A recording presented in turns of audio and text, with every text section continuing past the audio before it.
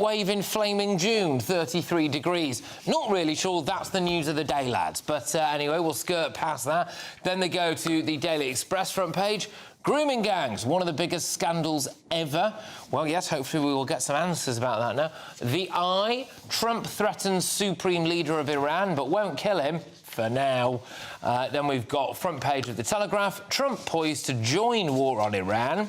Then front page of The Guardian, Trump demands unconditional surrender by Iran as tensions rise. It's worth just noting, since all of these papers have gone to print, there has then been a further rise in tensions because Iran has fired ballistic missiles at Tel Aviv, possibly other parts of Israel as well.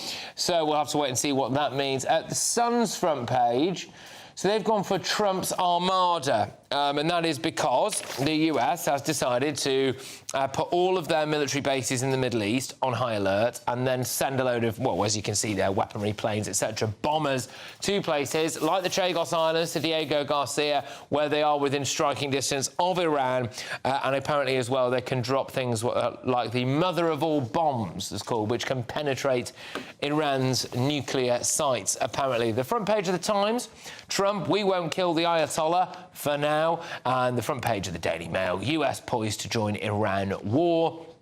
They also pay tribute there at the bottom of the page. There's Kim Woodburn, who was a much-loved, may I say, much-loved contributor here on GB News.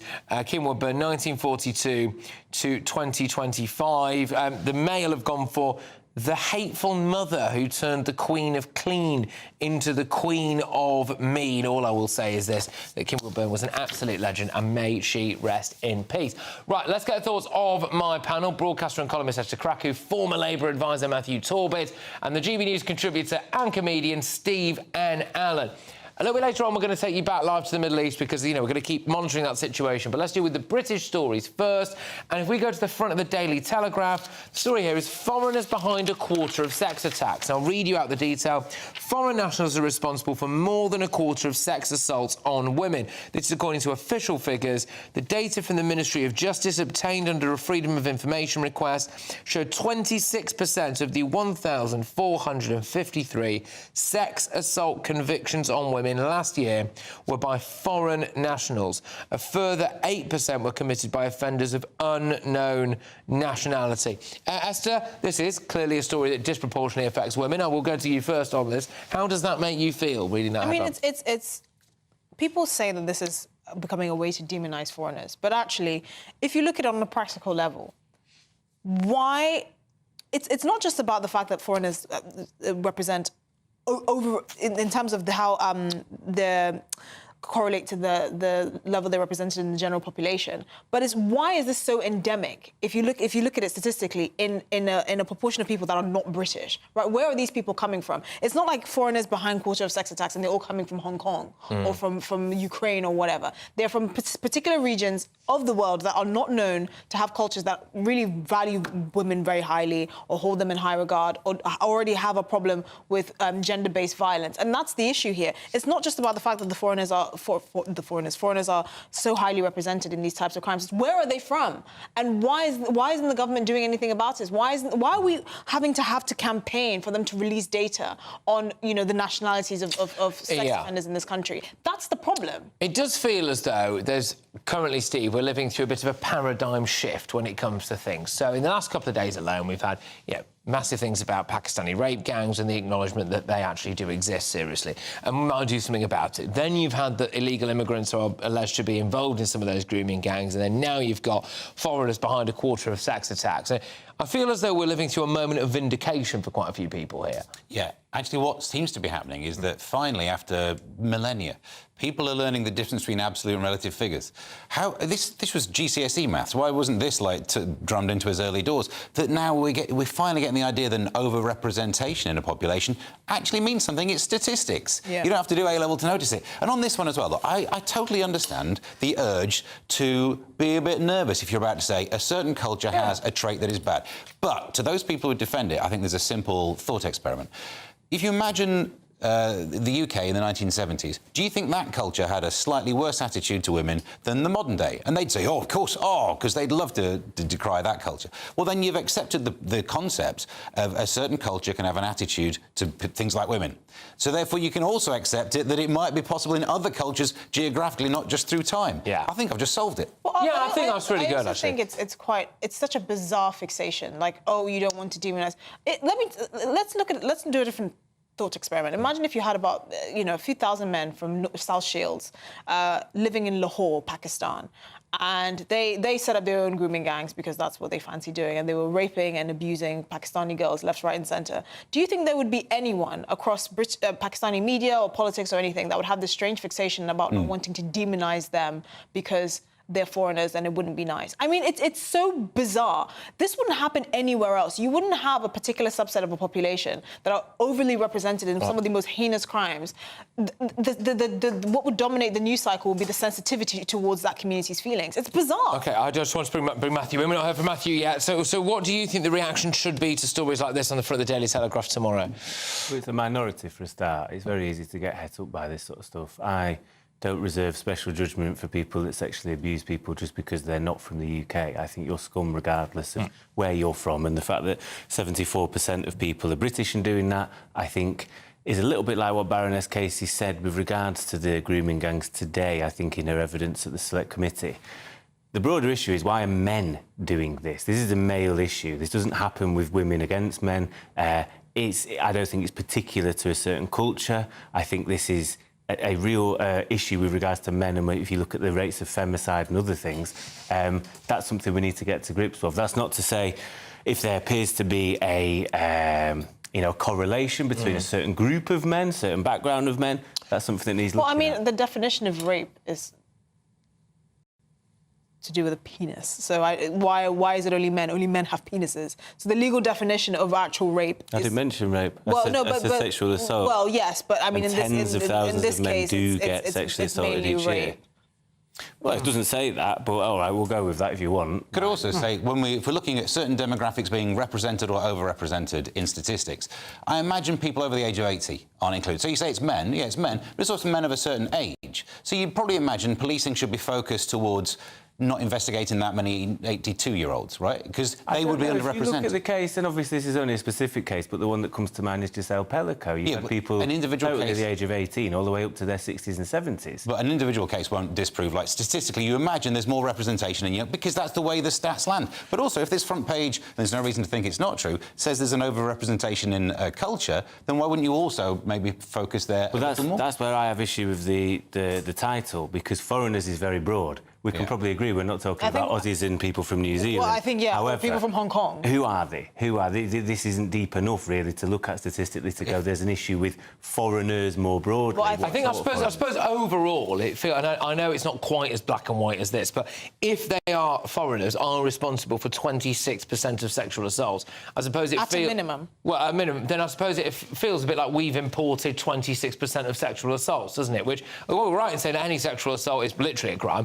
That maybe we should, those are the ones that we can try and root out ourselves. I think bringing some of them in, it just feels a bit... it just feels like we've massively messed up there. But I want to whiz over to the other big story that's on the front of the Guardian tomorrow, which is this that happened earlier in the House of Commons today. So let's play it. The ayes to the right, 379. The noes to the left, 137. The ayes to the right, 379. The noes to the left, 137. So the ayes have it. Unlock! Abortion no longer a criminal matter, they say, on the front of tomorrow's Guardian. It says British MPs have voted to decriminalise abortion, marking the biggest step forward in reproductive rights in almost 60 years. So they've gone for, this is a step forward in reproductive rights. Of course, the Telegraph have not chosen to use that line, possibly highlighting the difference between the left and the right here. Look, again, Esther, I will come to you on this first, if that's OK. Is this really progressive, or is this murder? Well, clearly it's murder. But here's the thing. I'm so baffled by this on many fronts. Who asked for this? Who was there thinking, with our public services declining, our national debts through the roof, nothing works, we're chasing out millionaires, hand over fist. I know what we will do. We will decriminalise abortion. That's, for me, the priorities of our politicians just shows the disconnect between Westminster and the rest of the country. But also, the reason why we even have abortion laws is because most people fall uncomfortably or comfortably on one side of the argument or another. Most people are not for a complete ban on abortion or a complete decriminalisation of it one way or another. But for some reason, we have over 300 MPs that think where 1% of the country is on abortion, that's where they should decide to vote and focus their ire, which is baffling to me. I do find it remarkable. I'm just going to read you a bit more detail on this, so across the facts. The framework of access to an abortion, including the need for 2 doctors' signatures and the time limits at which terminations can be carried out, which I believe is 24 weeks, will remain the same. And doctors who act outside the law will face the threat of prosecution. However, women who terminate their own pregnancy outside the rules, for example, after the time limit or by buying pills online, will no longer face arrest or prison. Steve, your views on that? I don't understand the legal space that they've made. Because as you say, what they've done, they've decriminalised it from the point of view of the woman, but it's still illegal to perform that abortion. So now you've left a space where some of the things we're talking about will be illegal abortions. I was trying to find, on the way in on the car, I was thinking, what's the simile that we can compare it to try and understand from the bloke's point of view? If they had made vasectomies legal, decriminalised from the point of view of a bloke, but illegal to perform, so your only option was to have some backstreet guy doing it, I wouldn't have it. No, I wouldn't. And I think that solves that one, doesn't it? So I'm not sure what they've done, what legal space they've made other than shown a virtue. It also shows a complete lack of imagination. Like this idea that all the women that will do it after the age of 24, after 24 weeks, are just helpless and they're desperate. Yeah, the majority are. There are also some people that are just evil. OK. There are just some people that are pure evil. Can we just accept that? Matthew, I'm keen to get your views on this. What do you make of the news story today that they've decriminalised abortion, really? I think, you know, whether people have asked for it is one thing. I do think it is a good thing. I think if you are coerced into an abortion, 98% of people that have abortions, by the way, are before the 24-week limit anyway. We're talking about a minority of people. But if you have to go through something that potentially puts your life at risk, whether it be coercion, whether it be... I don't think you're in the right frame of mind if you get to a point quite a way in to your pregnancy. You don't wake up and just go, all right, I want rid of it now. I don't believe that's the case. But I think if you get to that point, why should you be arrested? Yeah. And that's the point. If you can't have people go... And it's the same with... It brings it in lines with other things in the health service. Suicide, for instance. We decriminalised the attempt. What about the life of the baby? A baby can survive. Even 24 weeks is... We're one of the most... We have the most liberal abortion law in Europe. Most European countries is between 12 and 15 weeks. A fetus can survive after about 22 weeks. So we're quite liberal on that front anyway. And this idea that why would you criminalise or why would you punish the mother? Because she's killed a child that's viable outside of the womb. That's fine, but I don't believe in a state telling a woman what to do with her body. Then we shouldn't have abortion laws anyway. But then what's the point of abortion laws? Then we shouldn't have it anyway. Because if that's the point, then let's take it to the You know what, can I just say, just because we are quite pressed time here, but one thing that nobody's spoken about yet, and possibly because we've only just had the news, is that as a bloke, if you get someone pregnant and they're your partner, and then, you know, it gets to, say, like 30-odd weeks... You change your mind. And then... they terminate that pregnancy without consulting you... No, I do think you have a right to be a bit angry about that, actually, and I am wondering whether or not... angry about murder? Or you can pin them down and make sure they have it. I know, but I wonder whether or not... It's very difficult to talk about, obviously, but I wonder whether or not that is the kind of thing that now makes this more likely. You have a massive row with your ex or with your missus or whatever at that particular time. Is she then more likely to do this? I don't know. It's also evil. Like, you've just painted a scenario where the woman is just pure evil, which for some reason, our legislators just don't account for. That's evil. All right. Look, okay, well, we're going to have to move on now.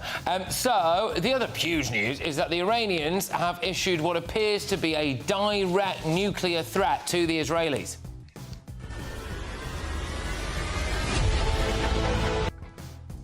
OK, well, he's actually stroking what looks like a little nuclear bomb there, but slightly weird, isn't it, that? Anyway, former Mumford & Sons guitarist Winston Marshall, who is live on your screens right now from Tel Aviv, where Iranian ballistic missiles have just hit. We're going to be going to him. Thank you very much, Winston. Stay safe. This is Patrick Christys Tonight, late edition.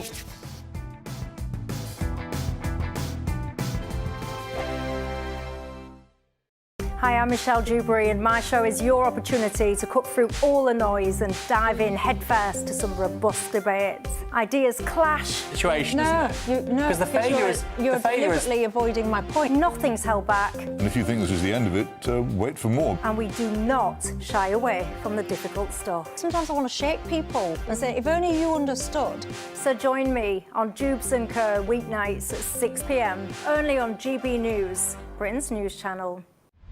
Britain's Newsroom, weekday mornings from 9:30. What do you think? Is there personal agendas being pushed in schools by maybe individual teachers, or perhaps it's the ethos of the entire school? I don't think it's not widespread, but there are isolated incidents where, you know, you hear about teachers who have put too much of their own personal opinion into things. And it's actually in the Teaching Standards of England, Part 2, about your professional and personal conduct as well, and also the prevent duty. So I think it's not widespread, but we do hear of cases where teachers have been struck off for this behaviour. So are there quite strict guidelines then, Christine, on what teachers can bring to the classroom? And would you know if a teacher is stepping outside of those boundaries? Yeah, 100%. You, as a head teacher and as a senior management team, you need to look at the curriculum, what's being taught, and that how it's delivered within the classroom as well, because there are strict standards. And if a school is failing in that way, then it's not good at all. Fahima, what might the issues be with this, do you think, from your point of view? If a teacher brings their own ideas about identity politics, let's say, or actually just politics in general, into the classroom, should they be allowed to do that? To be honest, I don't think that teachers actually will bring their own politics into it. I think it's just their style of teaching, regardless of their opinion. I don't think they can rewrite history. It's only about expanding it. And good teaching presents multiple perspectives, especially in a diverse country like Britain. And it doesn't mean it's erasing sort of any sort of content or traditional. It just means that we're just, you know, adding different voices and critical thinking. That's the whole idea about education, is critical thinking and not blind agreement. GB News, the People's Channel. Good Afternoon Britain isn't just about us. The wonderful thing about this programme is it's about everyone watching. It's an interactive programme. Well, there absolutely is something to see here, and we're going to be talking about it more. Whether it's breaking royal news, please bring us up to date, or indeed a particularly punchy speech in the House of Commons. Very, very curious. We bring it to you live, and then we bring you live reaction as well. That's Good Afternoon Britain, weekdays from midday. Only on GB News, the People's Channel, Britain's news channel.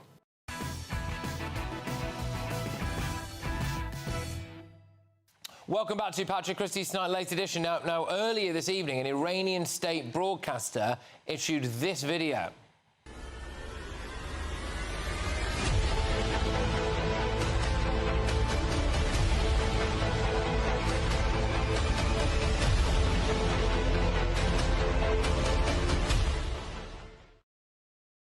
I think if I was doing that, I'd have picked a bigger bomb.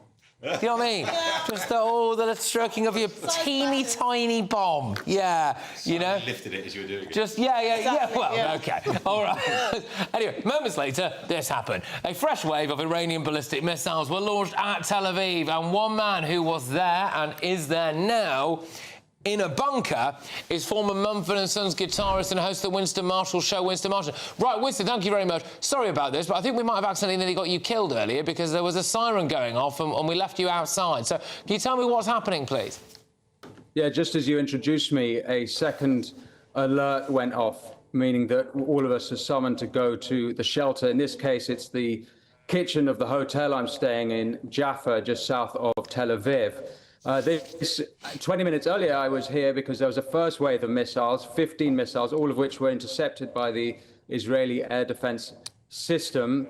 Each night, of course, this is the fifth night now of missiles into Israel from Iran. There's been fewer each night. The first night there was 200, the second 100, and the last wave, not including this one we're having right now, there were 15 missiles. So it's been a bit of a change. Earlier today, I visited the site of the Bat Yam missile hit. It was a ballistic missile. They're all ballistic missiles, I should say, which it's an important note about why some of them are getting through the system. But I went to the Bat Yam tower block that was hit, and 8 confirmed dead. They are still searching, and when I was there, they were still searching for another person yet to be found. And I also went to a neighborhood, a residential neighborhood that was hit on the first night. 2 people killed in Rishon LeZion, another just south of here in Tel Aviv. All of this really not very far away. I, in fact, saw the missile that hit Bat Yam.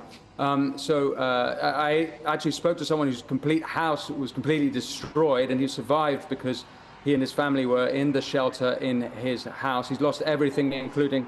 Oh, that's the alarm again. Yeah. Oh. Sorry. Are you all right where you are, Winston? We're all right. We're in the shelter, but I think it's happening right now. And I can hear the city alarms going off in the background. This is kind of normal for Israelis, but I guess what's different with this conflict is the sheer number of missiles that have been coming through. That's one of the reasons why they've been penetrating through the Israeli defense system. The other, as I mentioned, is ballistic missiles.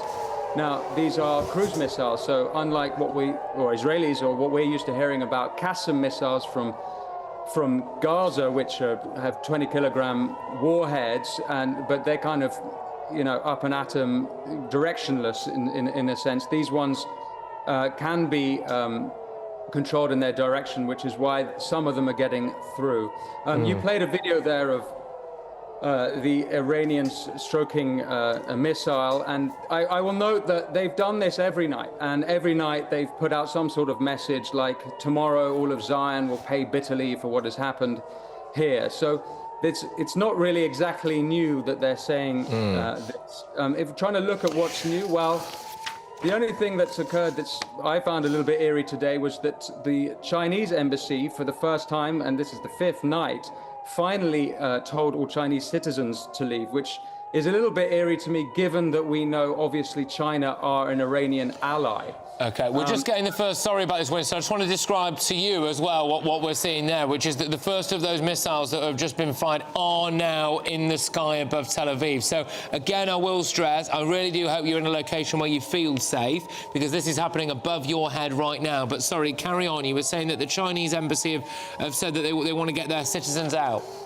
Yeah, curious, because it's the 5th night. What you're watching on the screen there is you're seeing what is not actually the Iron Dome system, but is the David sling system. So it's all part of the defense system. But because these are long-range ballistic missiles, the Iron Dome system is inadequate to deal with these. So you're looking at the Iron Sling, and there are several levels of the Israeli air defense system that work to intercept these rockets. There's the Iron Sling. Above that, David's sling. Then there's the sorry, I've got that wrong. It's David's sling. Then there's the arrow system, and then there's a THAAD system at the top. So there's a whole hierarchy of different systems depending on what missiles and drones are coming in. OK, right. Now, the other news, and this is on the front of, like, loads of front pages tomorrow, Winston. I mean, specifically, for the sake of argument, this one, the Daily Mail. US poised to join Iran war. Middle East in flames. Trump sends jets and demands regime's unconditional surrender. He says he knows where the Ayatollah is, but won't kill him for now. I'm wondering if this changes it, because he said that he will not continue to tolerate attacks on civilians. Well, OK, if it wasn't for David's sling or the arrow system or the Iron Dome, I mean, where you are right now, loads of civilians would be dying, wouldn't they? So do you think this changes things and Trump's going to help take out the Ayatollah? Well, we'll see. The Americans have been lining up their military for some days now. I've been tracking some of the American military flying across from the States to across the Atlantic, across Europe and the bases. So this is not necessarily a new story. It's just that they're lining up much closer now. It's also news is that Trump has had a Situation Room briefing at the White House. So we might expect something soon, shortly, regards the Americans. OK. And just in terms of the mood on the ground there, where you've been today, does it feel a bit different? Does it feel as though now Israelis are actually expecting that Iran is going to be taken out, that we're going to end up with regime change there? Well, it's not explicitly a regime change operation. The Israelis are explicit about getting rid of the nuclear capabilities or possibilities at this point Iran have. One of the men, the guy I spoke to, who said whose house was completely destroyed, he said it, I was in his house. I asked him, you know, you've lost everything. He can't even work because his taxi's been ruined. So I said, is this worth it? Do you support Netanyahu in his objective? And he said to me, look, I've lost everything, but if we don't do this now, it won't just be my house, it'll be the whole of Israel that looks like this in a couple of years. Now, he doesn't necessarily represent all Israelis, obviously, but it's curious to speak to someone in such a situation, and his view will be held by many. Yeah. Well, indeed, yes. No, it looks to me on my screen anyway that latest barrage seems to have stopped and seems to have been intercepted as well by the variety of those different air defences. So, Winston, thank you very much. Tremendous to have you on the show. You're doing great work out there in very, very difficult circumstances, and we greatly appreciate it. Winston Marshall there. Right, well, I'll bring my panel in on this now. It's dramatic footage, that, I think, from Tel Aviv. Certainly for us here, who are not really used to seeing things like that. What do you make of what we were seeing and hearing there? And these are live shots, and again, the front pages, Daily Telegraph, Trump poised to join war on Iran, Middle East in flames, says the Daily Mail, Trump demands unconditional surrender by Iran as tensions rise, The Guardian. Let's just deal with that bit, actually, Esther, because I do wonder, though, if Trump has demanded something that he knows isn't going to happen, right? You're not going to get the Ayatollah surrendering unconditionally, are you? So yes, but we have to take it in the context of Trump is a man who uses a lot of flowery language, and what he considers as unconditional surrender might not be everyone's idea of unconditional surrender. Look, they are gambling here.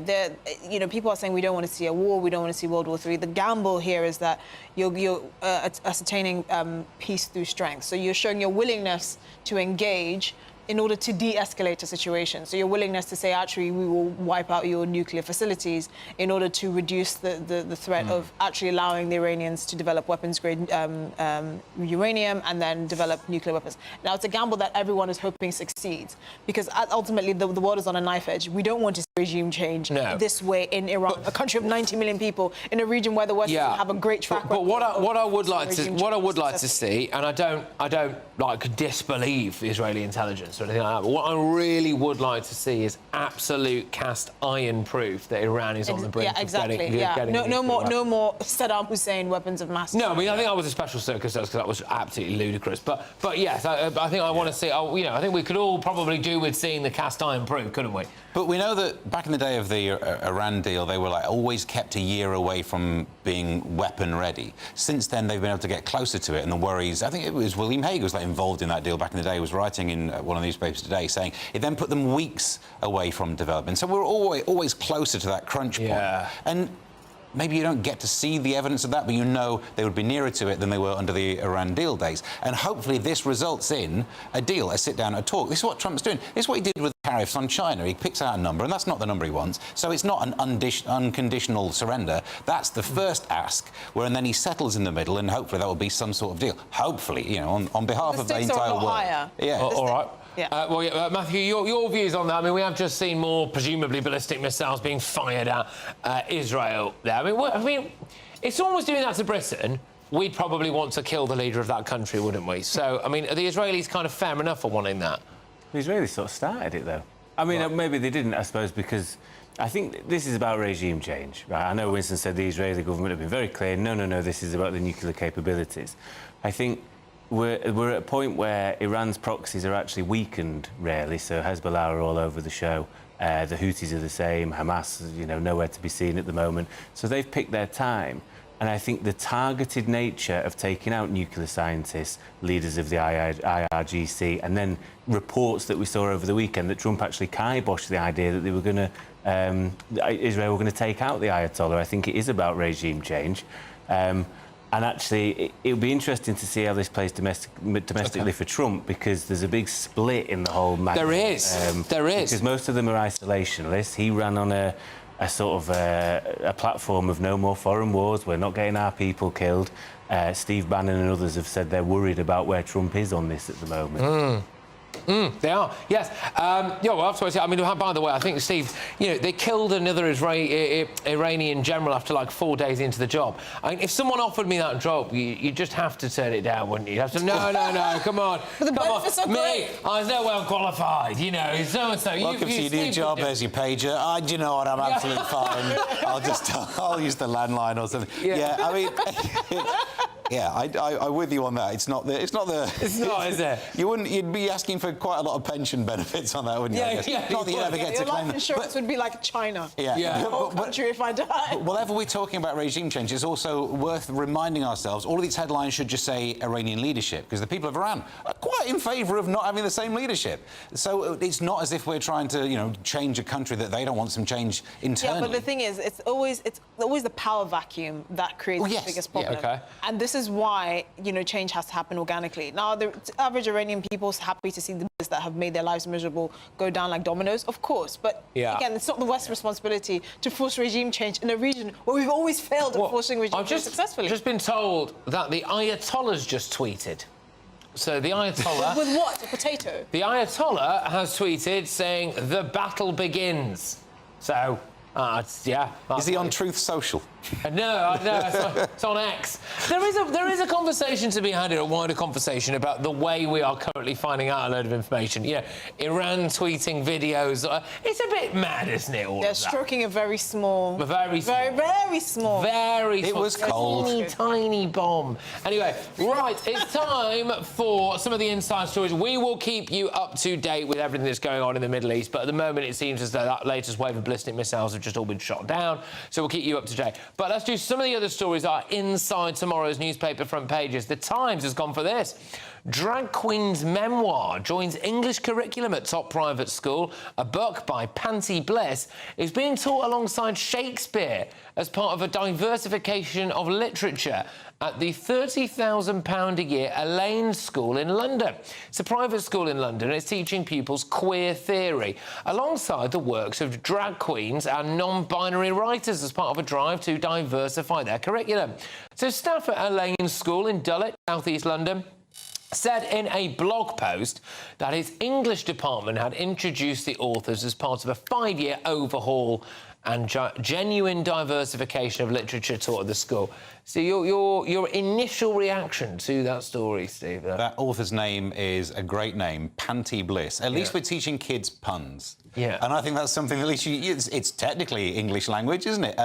It's an overcorrection, isn't it? The whole article talks about this white guilt, and that's the reason some schools are going, oh no, let's you know, signal some virtue. There's nothing wrong with diversifying the curriculum. You need to want the rest of it. If this is included, and they're still including some good old proper fashioned Shakespeare, but they're not. They've got a problem with Shakespeare, haven't they? Because he was patriarchal, and there was some. I mean, probably, yeah. I mean, all the parts were played by blokes, so I think maybe they've got a good point there. But yeah, what's wrong with the classics? They're classics for a reason. Why do you need to diversify everything? This is what I don't understand. The reason why the classics have, you know, lasted the test of time is because they tell universal stories about human nature. I don't really know where Panty Bliss was. That's it. You better believe it. Well, until you've read the works of Panty Bliss, I mean, it'll change your life one way or the other. This thing, why isn't this like recommended reading? Like if your parents say, "Oh, like read us a bedtime story, Tommy." Today is Panty Bliss. Yeah. You know, do it at home in your parents' house. Like this shouldn't be on any sort of curriculum. The thing is as well, because I mean, look, if they'd have done that at my school, obviously it would happen. But I mean, we'd have all absolutely rinsed it. So then you end up being hauled before the headmaster for being transphobic.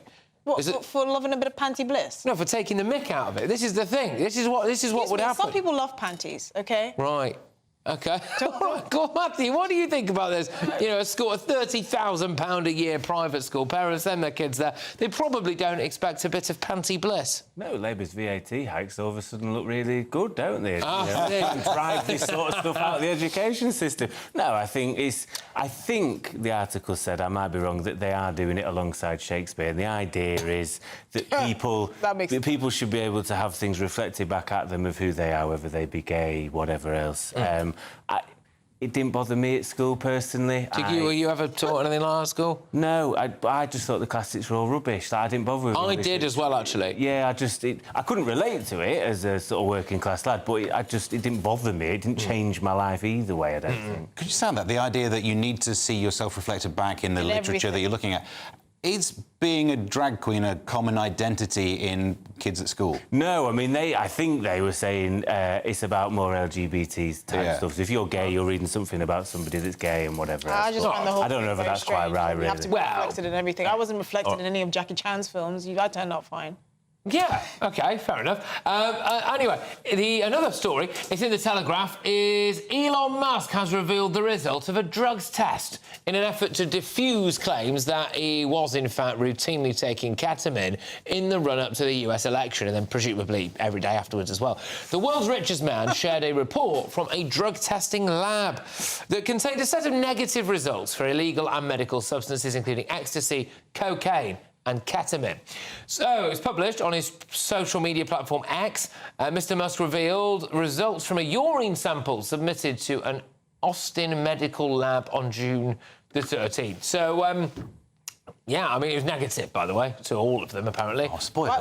Why did he feel so strongly about this? I mean, who cares if he's taking ketamine? Well, I suppose maybe NASA or, like, the government might, or his employees. I think it's worse that he was negative. At least you'd have an excuse for your behaviour if you were on something. Instead, all you're showing is that you were totally sober but unhinged as an individual. Right. So what does that mean? You still wouldn't want him anywhere near anything. And he's kind of just done such strange things. I just think, why is this aspect of your public profile like a problem? Oh, people thought I did ketamine. No, I have more children than the first team of Manchester United, but that's not the problem. Probably better as well, speaking of. I mean, honestly. This week, Ruben Amorim will just play Musk's kids. I wouldn't be against that. I'd be all right, give it a go. The ones we've got rubbish. He's named most of the kids just the numbers of their positions in Roman numerals, hasn't he? Yeah, exactly. Have it written on the back. Yeah, 100%. Yeah, between him and Boris Johnson, they really are tackling the sort of birth crisis. Money where your mouth is. Honestly, between him, Nick Cannon and Boris Johnson, 20 years' time, everyone will have some sort of genetic... Yeah. They've gone for the Genghis Khan approach, haven't they? Exactly. So More than one. Oh, and we have got a winner. The Daily Mail revealed that a single ticket holder in Ireland has won a staggering £208 million in the Euro Millions draw. That's the largest jackpot ever claimed in the history of the game. The eye-watering prize was won on Tuesday night. That's tonight, isn't it? With lottery officials confirming that the winning ticket matched all 5 main numbers and both lucky stars. It marks the first time the Euro Millions jackpot has reached its cap and been won outright. Grief. I'll be really honest with you. If I won the lottery, if I won that amount of money, I'd be dead in a week. Why? Why? I'd be found face down somewhere near my yacht in the Bahamas. I'd have gone absolutely mental. Cannot be trusted with 208 million quid. I mean, you wouldn't know that I've won it, but there would be signs. Like, you just... Why is your toilet, like, solid gold? Yeah. You can't want... I don't know why people go on about solid gold toilets. Toilets are cold enough in the middle of the night when they're just made of porcelain. They will be heated.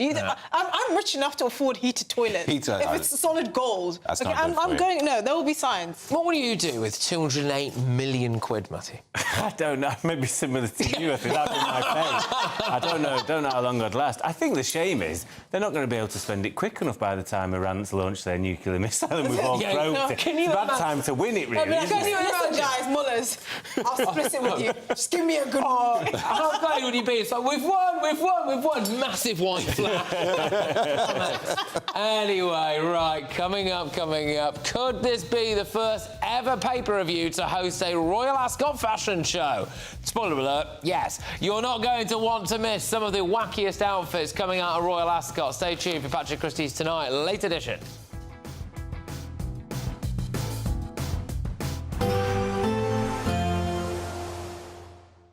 I forecast a perfect holiday in the sun. Weather looking good then? For sure, and no worries about our travel insurance. All Clear Travel Insurance sponsors GB News travel destinations forecast. Whilst there will be a lot of fine and sunny weather around parts of southern Europe, we also need to look at how hot it's going to be. A fair few showery bursts perhaps are affecting parts of Madeira towards the Canary Islands, and then across Spain and France. We're really seeing the heat building as we go through this week. It is going to be heatwave conditions for some here. A bit more showery rain affecting Italy as we go through Wednesday, and further east some showery bursts are possible, but through the outlook really it looks largely dry and sunny for most. All Clear Travel Insurance sponsors GB News travel destinations forecast. We're proud to be GB News, the People's Channel, and as you know, we always love to hear your views. Now, there's a new way of getting in touch with us at gbnews.com/your-say. By commenting, you can be part of a live conversation and join our GB News community. You can even talk to me, Bev Turner, or any of the members of the GB News family. Hi, I'm Michelle Dewberry, and my show is your opportunity to cut through all the noise and dive in headfirst to some robust debates. Ideas clash. Situation, Because the failure is you're deliberately avoiding my point. Nothing's held back. And if you think this is the end of it, wait for more. And we do not shy away from the difficult stuff. Sometimes I want to shake people and say, if only you understood. So join me on Jubes and Kerr weeknights at 6 p.m, only on GB News, Britain's news channel. Good Afternoon Britain isn't just about us. The wonderful thing about this programme is it's about everyone watching. It's an interactive programme. Well, there absolutely is something to see here, and we're going to be talking about it more. Whether it's breaking royal news, please bring us up to date, or indeed a particularly punchy speech in the House of Commons. Very, very curious. We bring it to you live, and then we bring you live reaction as well. That's Good Afternoon Britain, weekdays from midday. Only on GB News, the People's Channel, Britain's news channel. Mornings don't have to be tiresome, especially if you have the right company. Wake up to news as it happens, opinion and debate, and of course, a little bit of entertainment too. Because when the kettle's on, we're on. That's Breakfast on GB News, a show worth waking up for. Every morning from 6 a.m. Only on the People's Channel, Britain's news channel. We'll spread the news, you spread the word. From the school run to the home run, watch a new show for all of Britain. He can say whatever he wants. A straight-talking show where all voices are heard. And, you know, when are we going to stop talking about smashing the gangs and actually do it? With the stories that matter from every part of our country. There's a bit of a crash landing there for your Chancellor. Bold, fearless and standing up for you. That's me, Martin Daubney, 3 p.m. till 6 p.m, weekdays, here only on GB News. The People's Channel, Britain's news channel.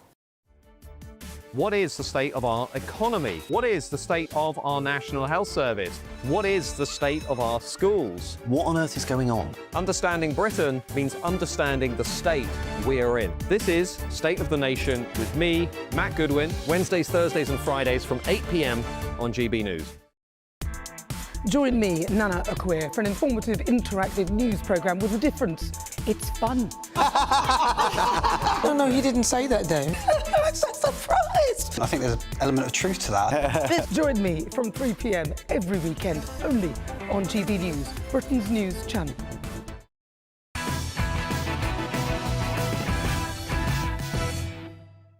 Welcome back to Patrick Christys Tonight Late Edition. Now, before I give you a reminder of all of tomorrow's newspaper front pages, I think it's the moment you've all been waiting for, the first ever paper review, fashion review. I'm joined now by the fashion commentator, Amber Graafland, to run through some of the wackiest outfits that we have seen at Royal Ascot so far this year. So how are we going to do it? We're going to bring some of them up on the screen now? I think we are. Let's do it. There we go. Wow, that's interesting, Amber. What do you make of that, Amber? It's kind of giving me Rio Carnival vibes more than Ascot. It's there's a lot going on there. There's a lot to take in. Yeah. I mean, the hats, just for radio listeners, I'm struggling a bit here, but I mean, the hats are basically ginormous bouquets of brightly coloured flowers, aren't they? Yes, we've got. I think we've got some butterflies going on there. So yeah, there's a lot going on. A lot of colour. Yeah, it's bright and very fabulous. It's a bold choice. I don't even know where you'd buy those hats. Anyway, let's whiz ourselves on to the second one. That is it a giant cherry hat? I think they're cherries, Or it yeah. could be an So apple. it's kind of like a sort of a bit of a wacky take on a fascinator with some cherries. It's kind of clever how it's balancing, kind of defying gravity, that hat. You know what's really weird is that so far I don't hate it. I don't actually hate the others. I thought I really would. I mean, I wouldn't wear it, but I'm a bit like, that's actually quite cool. Shall we... Is it the way you've matched it to her lipstick? I think it's just all working, isn't it? Possibly. What do we go for the next one? Let's see what we've got here. I shudder to think. What is that? Go on, to describe what that is, please, Amber. Wow, it's very tall. So we've kind of got it's built up on top of some yellow flowers, and then we've got big kind of feathers and plumes sort of cascading out of the top. I don't really know how else to describe it. I don't know if I'm doing it justice. If you were at the races and you spent a lot of money to be there, and then all of a sudden that woman walked in front of you during a race, you wouldn't be able to see anything. No one saw anything. I mean, she eclipsed the sun in that hat. She was throwing some serious shade. Yeah, unbelievable. I think we're just going to do one more. Let's see what we've got here. Yeah, I mean, grief, that's a big one. That is also got a satellite dish on her head. It is a satellite dish with, again, there are lots of feathers. They've gone for a big feather theme this year. I'm not quite sure what that's been inspired by. I don't hate this. I think anyone who's bold enough to wear it, I think she's kind of owning it. I like it. You like it? All right. Bear in mind, Amber, I'm going to ask you to pick a winner at some point. Here's the other one. What is that? What's that? It kind of looks like a cake. It's kind of got, it's kind of got tears like a cake, and then it's got some pom-poms on it. Not sure. It's giving me clown vibes. Not sure about this one. Looks like Mary Berry and Phil Hollywood are about to come and judge it, aren't they? Go on, very quickly. Have you got a winner, any of those ones that you saw? I think it was the satellite dish, personally. Satellite dish for you. Yeah, classy. All right, Amber, thank you very much. I do appreciate you coming on, especially at this hour. Well done, lady in satellite dish, for being this year's Ascot fashion winner. Amber Grafland, thank you very, very much. Right, quick roundup of tomorrow's newspapers, just to set you off. The Metro go for 33-degree heat wave in flaming June. Then we've got the next one, the Daily Express. They've gone for grooming gangs, one of the biggest scandals ever. Then the Telegraph have gone for Trump poised to join war on Iran. The Guardian, Trump demands unconditional surrender by Iran as tensions rise. The Sun have gone for Trump's armada. This is, of course, the build-up of American weaponry, as we are expecting some kind of involvement with Iran. The Times, Trump, we won't kill the Ayatollah for now. And I'll just do one more for you as well. The Daily Mail, US poised to join Iran war. So those are all of tomorrow's newspapers. If you're watching us at 5 a.m. today, then it's today's newspapers. Thank you very much to my wonderful panel. Thank you to you at home. I'll see you tomorrow.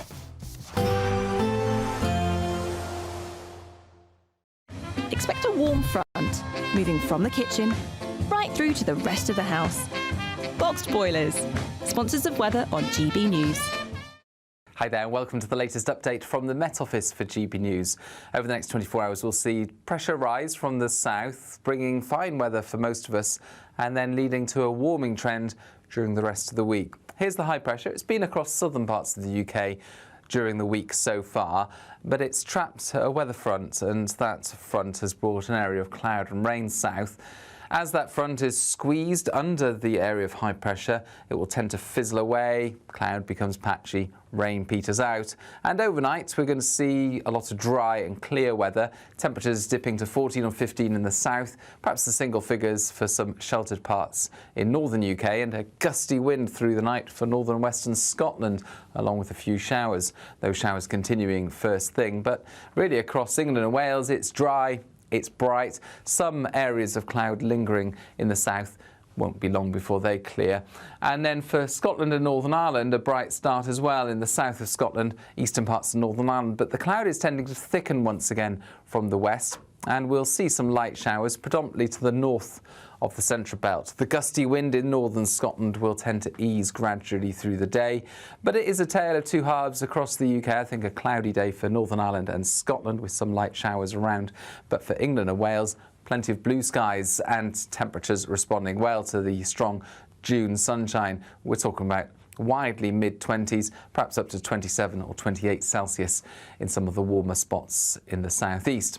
Then we start off Thursday with plenty of sunshine once again, but we do have this area of cloud moving north across central and northern Scotland, some outbreaks of showery rain in the far northwest. And that's generally going to drift far enough north to allow sunny skies across the whole of the country later Thursday and into Friday, and that will allow temperatures to rise up to the high 20s and low 30s in places. Expect a warm front moving from the kitchen right through to the rest of the house. Boxed boilers, sponsors of weather on GB News.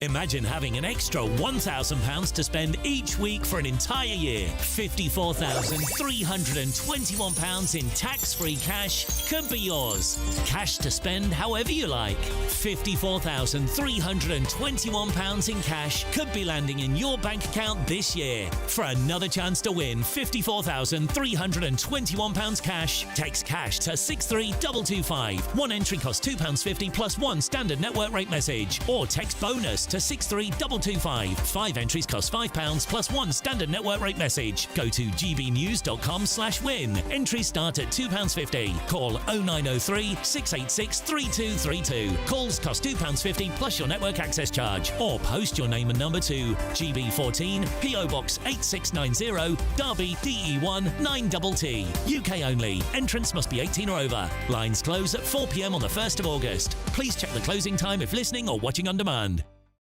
Westminster's full of talk, but out here, it's the real world. Am I allowed to talk then? No, that's it. This is where it matters, real people and real lives. That's what politics is all about. The fact that Trump made a good start, no. Straight answers, no spin, and just a couple of pints. How many fingers have I got up? About 10. So join me for Lee Anderson's Real World every Friday at 7 p.m. only on GB News. The People's Channel, Britain's news channel. You want to know what's really going on in the corridors of power? Labour don't know what to do with you half the time, and that makes you quite lethal in the chamber. Get behind the headlines with Chopper's Political Podcast. Join me, Christopher Hope, as I sit down with the great and the good of British politics. We'll see where this ruling takes us. These are the stories shaping our nation. Chopper's Political Podcast, available now on all platforms. Listen in and stay ahead.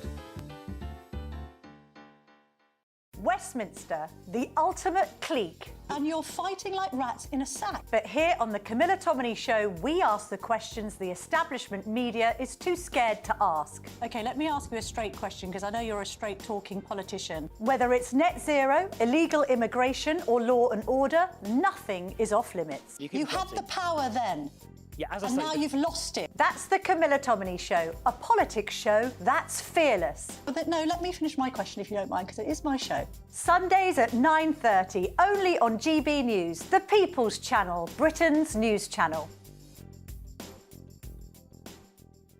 No matter the state it's in, this is our nation. Join me, Jacob Rees-Mogg, for a genuine, honest discussion on where we have been, where we are going, and where we are with the people who set the direction. That's State of the Nation every Monday and Tuesday at 8 o'clock. Only on GB News, the People's Channel.